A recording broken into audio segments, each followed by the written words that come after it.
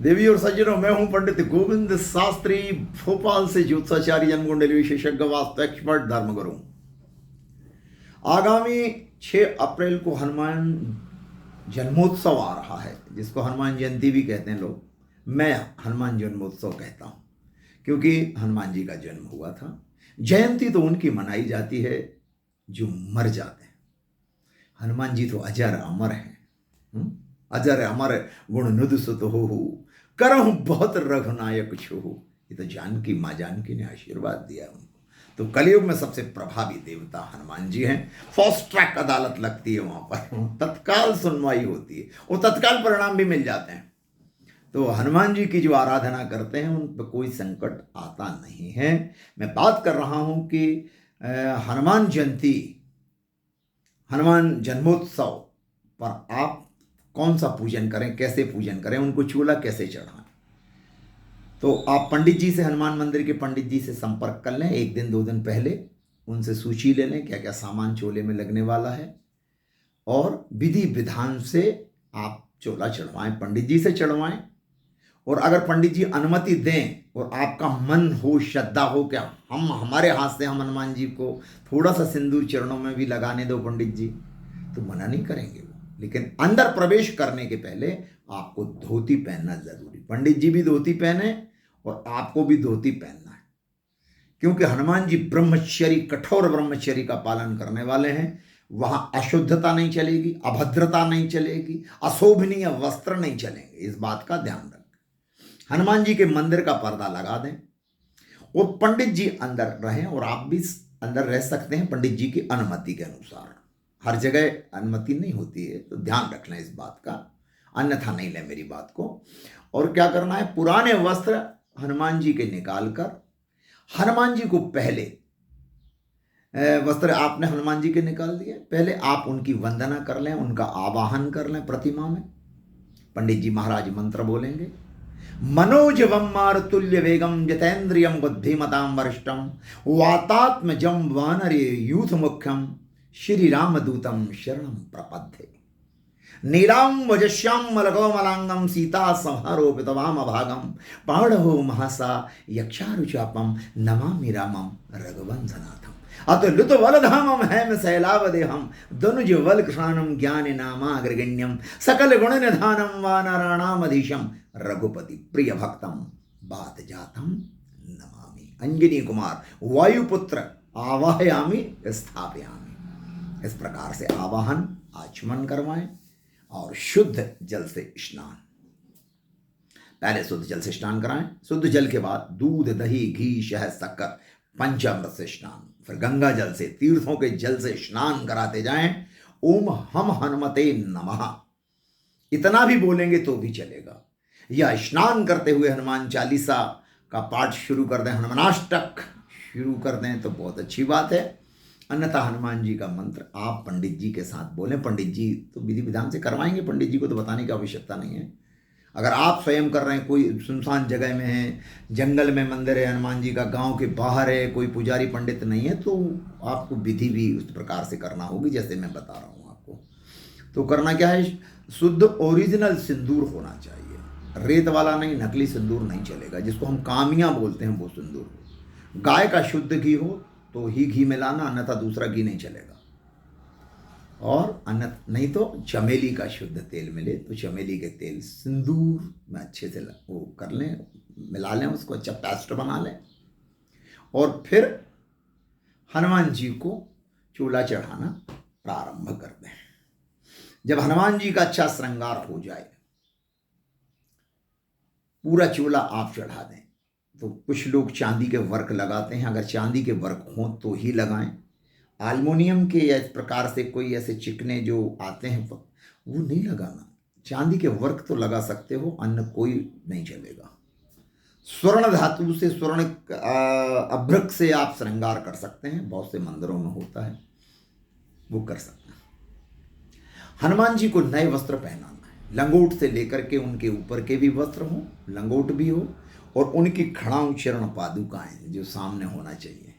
हनुमान जी के गदे को भी आप अच्छे से सुशोभित कर दें और नवीन वस्त्र धारण कराएं। उनका मुकुट भी बदल दें क्योंकि नया मुकुट लगेगा, और अगर उन्होंने कोई हार पहन रखे हैं, तुलसी की माला पहन रखी, तुलसी की माला तो वही चल जाएगी, लेकिन अगर कोई आर्टिफिशियल आप लोगों ने हार पहनाए तो उनको निकाल दें, पुष्प माला पहनाएं या अच्छा सुंदर सा कोई हार उनको जरूर पहनाएं।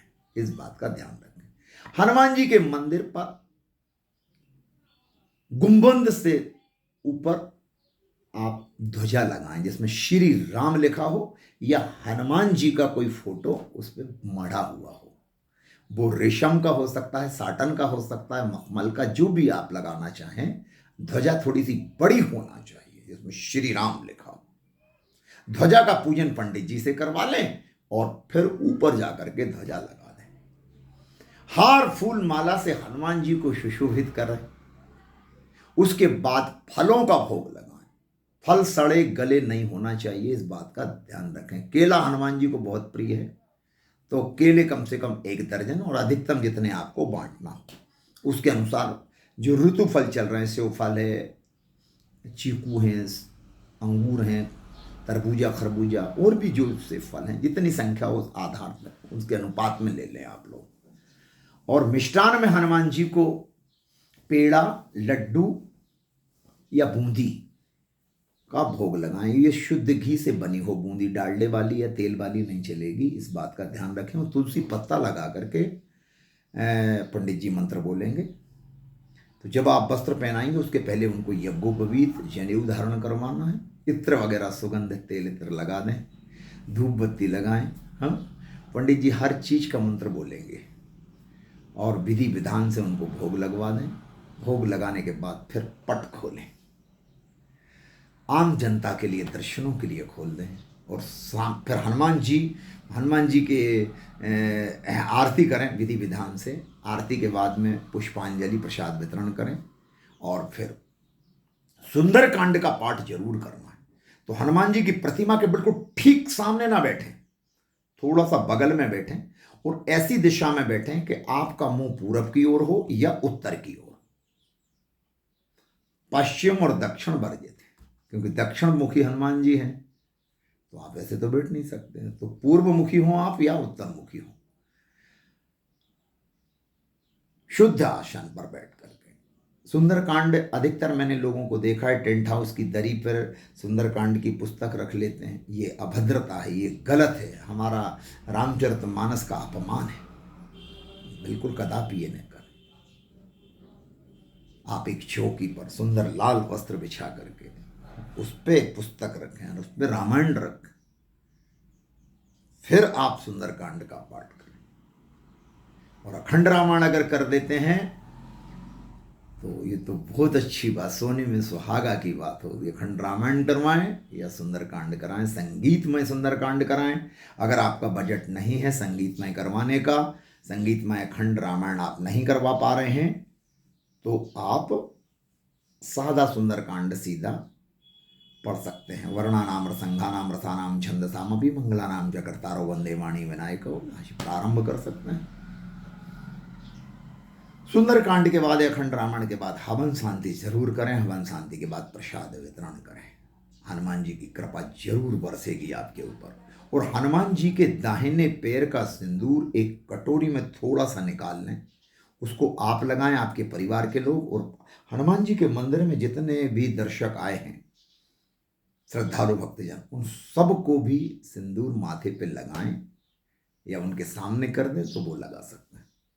महिलाएं हनुमान जी के मंदिर के अंदर प्रवेश ना करें और हनुमान जी के ठीक सामने महिलाओं का खड़ा होना सख्त वर्जित है। शनि भगवान की प्रतिमा के सामने भी महिलाओं को नहीं जाना चाहिए। बहुत सी महिलाएं शनि महाराज के सामने जाकर के तेल चढ़ा देती हैं, हनुमान जी के मंदिर में घुस जाती हैं, हनुमान जी को स्पर्श कर लेती हैं। बिल्कुल गलत। महिलाओं का सख्त वर्जित है अंदर गर्भगृह में प्रवेश करना, बुरा नहीं मानना।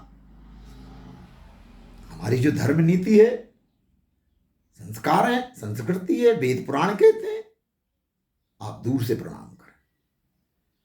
और कोई भी युवा महिला हनुमान जी के ठीक सामने हाथ जोड़ करके प्रणाम या किसी भी मुद्रा में खड़ी ना हो, इस बात का विशेष ध्यान। हनुमान जी कठोर ब्रह्मचर्य का पालन करते हैं। उनके ध्यान में 24 घंटे 8 याम भगवान श्री राम और जानकी होते हैं उनके हृदय में भी, उनके नेत्रों में भी। और जो श्री राम का नाम उच्चारण करता है हनुमान जी को वही प्रिय होता है और कोई नहीं। तो महिलाओं को दर्शन करना है तो थोड़े से बगल में हो जाएं, ऐसे दर्शन करें, सामना ना करें। इस बात का थोड़ा मर्यादा का ख्याल करें। और जो भी महिलाएं मंदिर जाती हैं मैं भी उनसे हाथ जोड़ करके निवेदन करूंगा कि वो सर पर पल्लू हो या दुपट्टा हो, नंगे सिर मंदिर में प्रवेश करना वर्जित है, चाहे पुरुष हो या महिला। पुरुष रुमाल लगा लें, टोपी पहन लें, ऐसे जाना चाहिए। मर्यादा है, हमारे धर्म की संस्कृति है हमारी, इसका पालन हम सभी हिंदू भाइयों को करना है।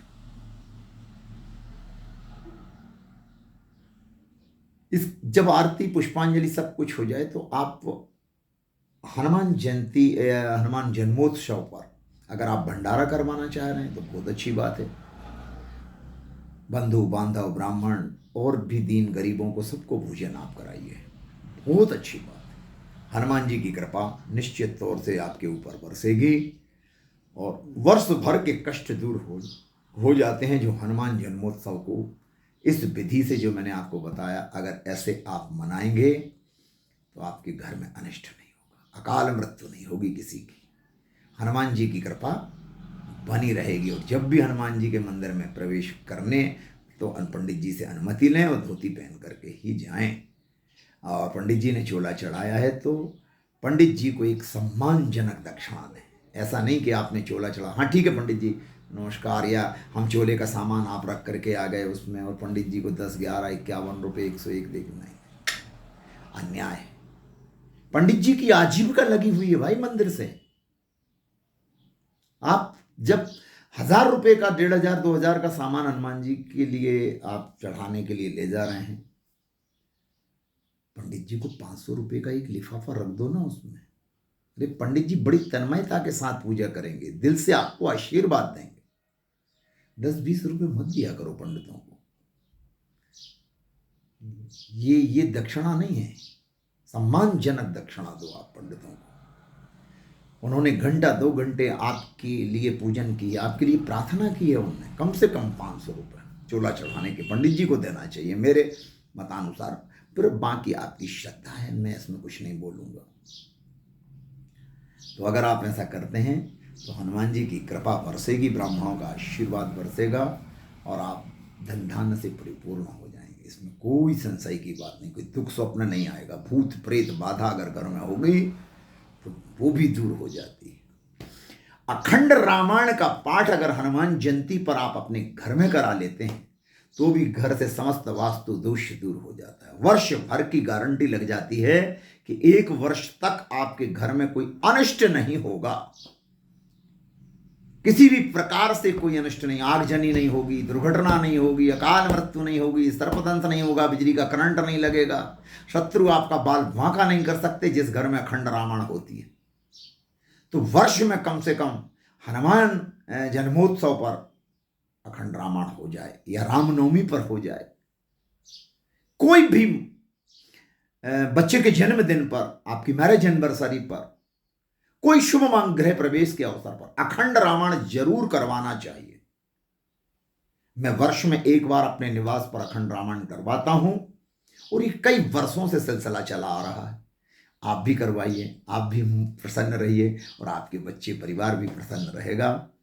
बस आज के लिए इतना ही, मुझे इजाजत दीजिए।